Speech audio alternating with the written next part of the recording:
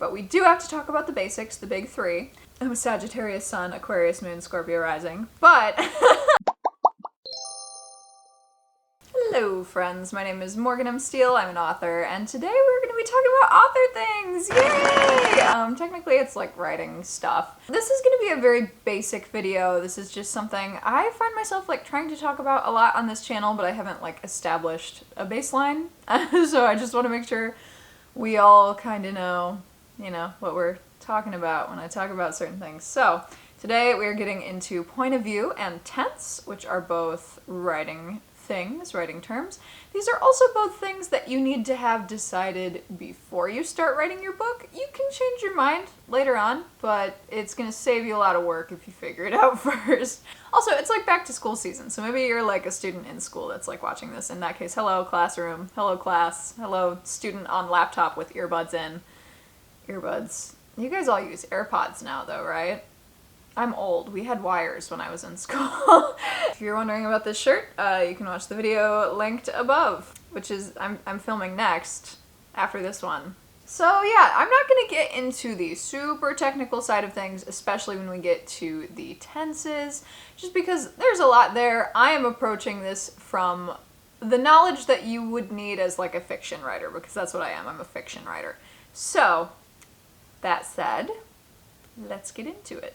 When you're writing a book, there are three big questions that you should have answered before you sit down to write chapter 1, or the prologue, I guess, if you're writing a prologue. Number 1, who's telling this story? Number 2, when are they telling this story? And number 3, why are they telling this story? If you know your narrator and you get like kind of in their head, figure out like where they're at when they're sitting down to write this story, that's where you're situating yourself when you're writing the story. So by answering these three questions, we're also going to be answering the question of who is telling the story, what point of view is this, and when are they telling the story?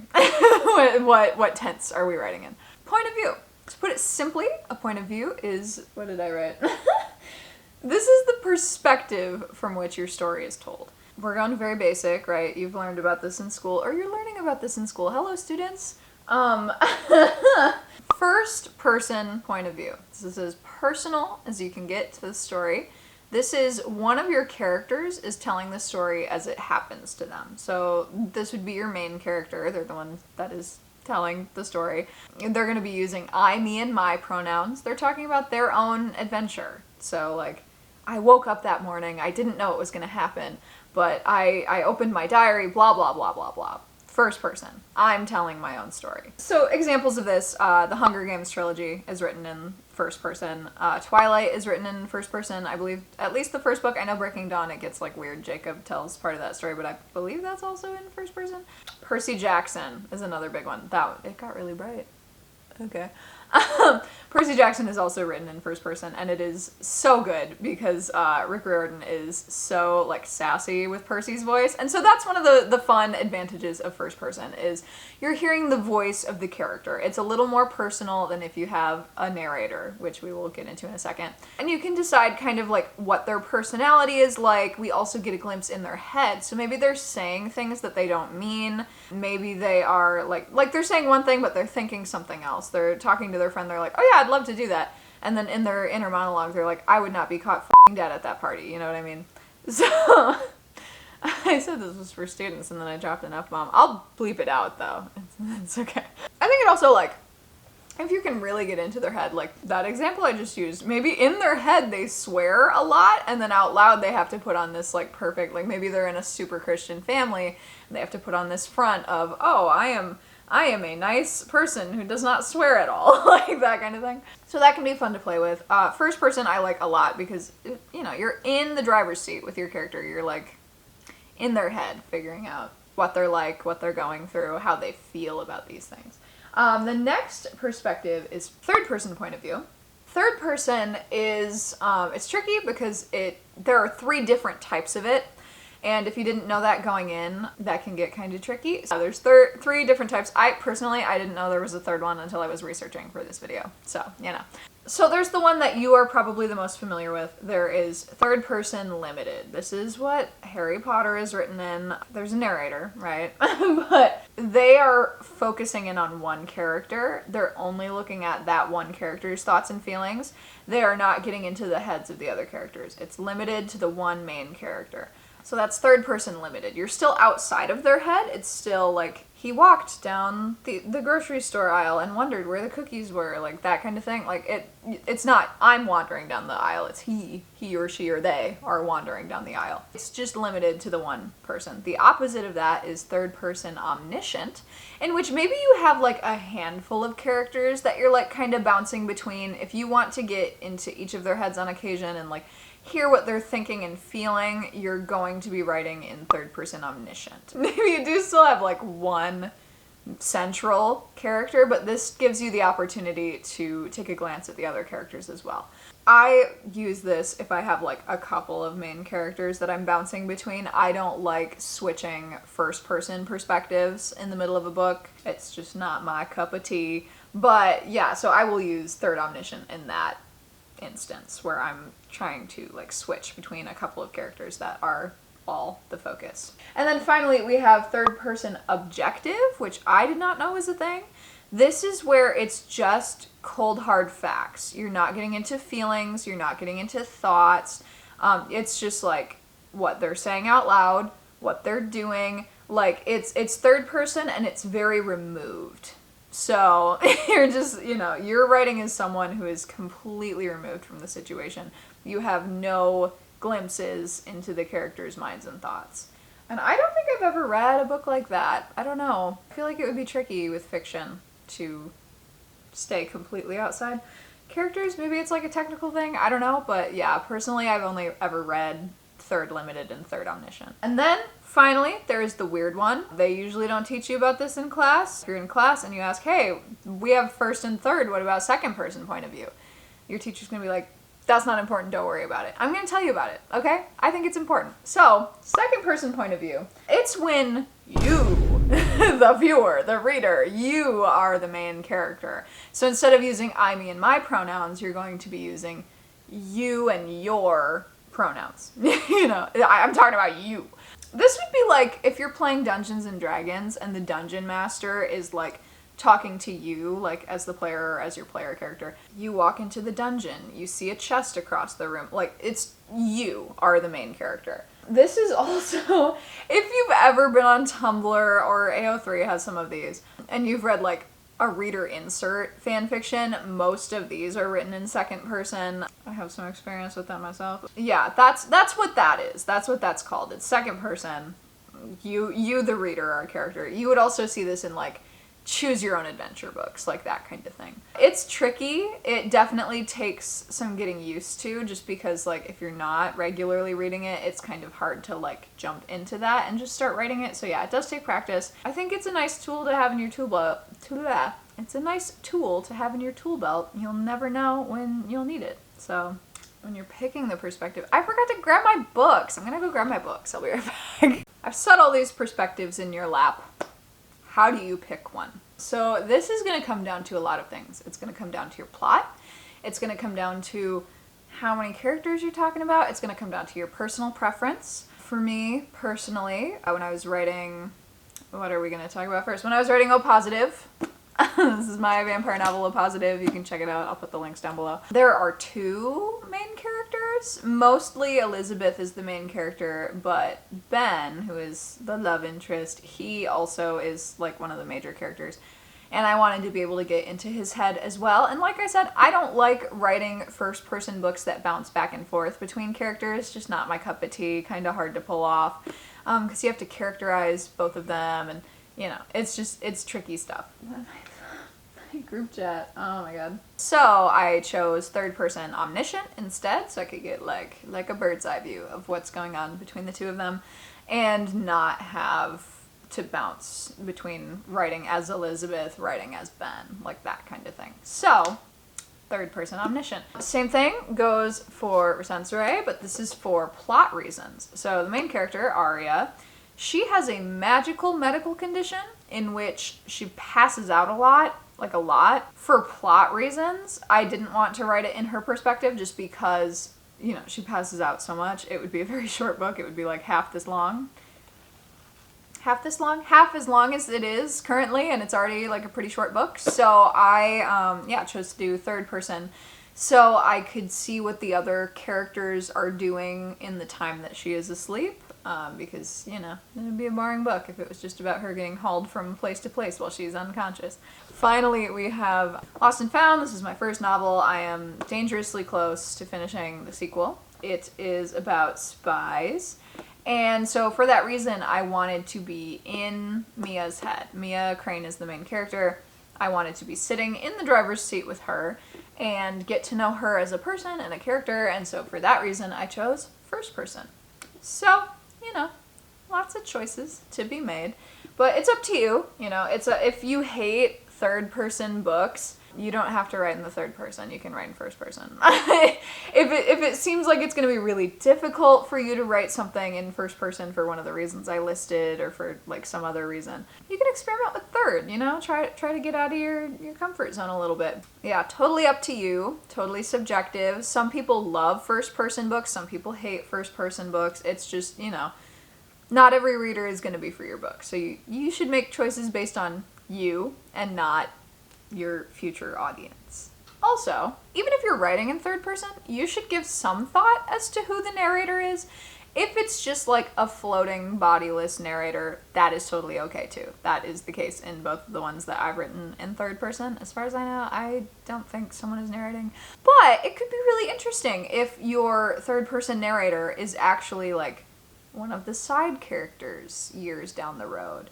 Or, you know, something like that. One of your main character's kids, you know, like writing the story. So it could be really interesting to think about just like who is telling the story, even if it's third person, even if it feels like it's no one, because then you could like, you know, give it a little spin. Like how do they view themselves as a character if they appear in the book? Are they like describing themselves very favorably? Are they describing themselves very unfavorably? You know, we're all our own worst critics, that sort of thing. Like, it could be fun to play around with the idea of that. So you don't have to, like, settle on an answer for that question, but you should kind of keep that door open and, like, think about, oh, what if Brian Martin is the one who is telling the story of Lost and Found all along? It's not, because it's in first person. But, you know, if it were in third, that could be it. Now we're going to get into tense. I'm not going to delve into every single tense of writing. There's a lot of them. It gets very technical. It's a sentence by sentence kind of thing. I will put a chart on the screen right here for you to look at, but you should do your own research because, like I said, that's like a line editing thing. That's like a line by line, sentence by sentence kind of thing. But we do have to talk about the basics, the big three. I'm a Sagittarius Sun, Aquarius Moon, Scorpio Rising. But theoretically, this is the first draft. You don't have to get super technical yet, but you should decide, technically it's like the big two, which tense you are going to write in general. Past tense, self-explanatory. These are things that have already happened. I believe Twilight is written in past tense, and I think Percy Jackson is as well, written in past tense. These are things that have already happened to your characters. They have a little bit of hindsight. They know how things turn out because this is after the fact. This is after these things have happened to them. You should take that into consideration. This is, you know, on a basic sentence level. He walked to the store to get his cereal, you know. It's in past tense. It's stuff that already happened. It's not happening right now. What is happening right now is past or present. Nice. It was gonna be great. What is happening right now is present tense. So books in present tense are told as the story is happening. It's happening right now. This would be like the Hunger Games trilogy. Katniss is telling us her story as things happen to her. She does not know the outcome because the things are currently still happening to her. So this can be good if you don't want your readers to know how it ends. You know, and I mean, even if you're writing in past tense, you don't have to tell them, like, before things happen, what's going to happen. But the character that's narrating it does know what happens in a past tense book. In a present tense book, they do not know. They have no idea what's coming for them. So that can be kind of fun. I like present tense a lot for that purpose. And then there is, of course, future tense. I wouldn't worry about this one too much unless you are super creative and want to take on a challenge. Future tense is things that have not yet happened. So you would use this on like a sentence by sentence basis, but it would be hard to do a whole book's prose in future tense. It would be really crazy and creative and fun, but I think it would be a little hard for your readers to grasp. So, you know, if you're up for a challenge, give it a shot. I don't know. I've never read a book like that, so I have no experience with that. So, this is the big question. This is like the point of this video. When you're writing, you have to choose both. You have to choose your point of view, and you have to choose the tense that the story is told in, whether it's past or present. And you can have some fun combining these things. For example, Lost and Found, my book, is written in first-person present tense, and it's because it is a spy young adult action book. I didn't want Mia to know how things were going to end for her. I didn't want her to have any hindsight. Like, it's happening to her in the moment, and so she can only reflect on the things that have already happened. She can't reflect on the end of the story because it hasn't happened for her yet. And I really wanted that, like, sense of urgency that you get from not knowing that she's gonna come out okay. And you can still, even if you're writing in past tense, you can have a crazy plot twist like, I was dead the whole time, I didn't make it, you know, like that kind of thing. When it's written in present tense, I feel like it gives it like a kind of urgency, and it gives it some stakes where, like, well, this is present tense, we don't know if she dies or not, you know, like that kind of thing. That can be very fun to play with. I think that's why Hunger Games is written the way that it is, because, again, you don't know how Katniss's story ends. Katniss doesn't know how Katniss's story ends. If you're writing something like a little more reminiscent, you could write in first-person past tense, where your character, all of these things have already happened to them. They have a little bit of hindsight. They can be like, I should have caught that when it happened. I should have noticed this thing. Oh, I'm just now realizing, you know, like they can kind of play with the fact that this has already happened to them. So, for example, the book I finished in April that I keep teasing, my murder mystery, the narrator is telling the story 20 years after it happened to her. So she has 20 years of hindsight, which is another thing. You should decide how much hindsight they have. Did this happen to them a week ago? Did it happen a month ago? Did it happen 5 years ago, 20 years ago? Are they on their deathbed telling the story of their youth, like that last episode of Riverdale? I don't even watch Riverdale. And so I was able to kind of play with the fact that Madison, my main character, knew exactly what was going to happen, and she could kind of reference things before they did happen. And she would also reference things like years in the future, like, hey, that ice cream shop is still open now, like that kind of thing. You should also take into account your personal taste. As a reader and writer, I like first person most of the time. I think it's fine. I like it in present or past tense. I think that's totally okay. In my personal opinion, and there are some people that are okay with this, third person present tense drives me up a wall. Like, I'm okay with third person past tense. That reads totally normal to me. Third person present tense, it reads like a screenplay because it is like disconnected on a character level, like you have a narrator telling the story, but then it's also like trying to be like current, like as things are currently happening, and it drives me insane. One of the books I had to DNF was because of this. I've never read another author who writes in third person present tense, but Casey McQuiston does. I don't I don't like it. I don't like it. I don't like it. I don't like it. I had to DNF Red, White, and Royal Blue, which I know I'm a member of the LGBTQ community. This is like a cardinal sin. I am shameful to be admitting this, but I couldn't finish it. And it wasn't even because of the plot. It wasn't because of the characters. Like, all of that was fine. It was third person present tense. And I know that Casey has like a background in journalism, and so I feel like that's kind of where it comes from. I don't know. It doesn't give novel to me. It gives screenplay. I think it should have been third person, past tense, limited. So it would just be like Alex's side of the story the way that it is.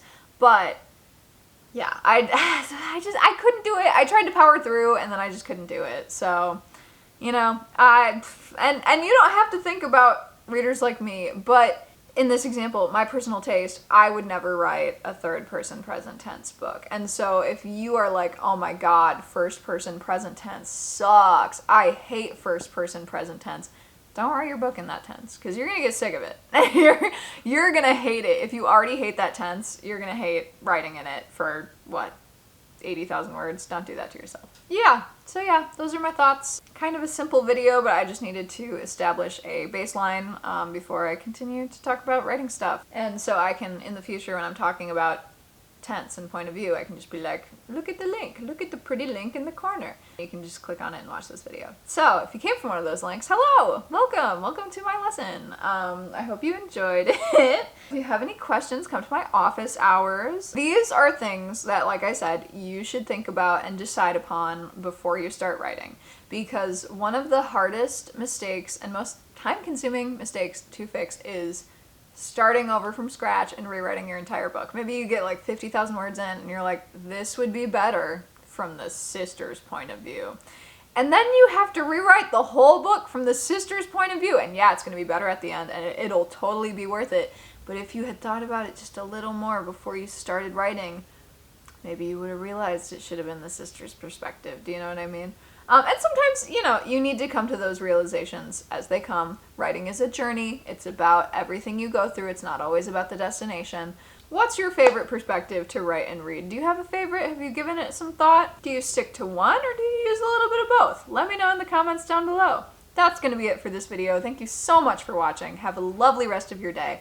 And as always, take your meds, drink your water, and I'll see you next week.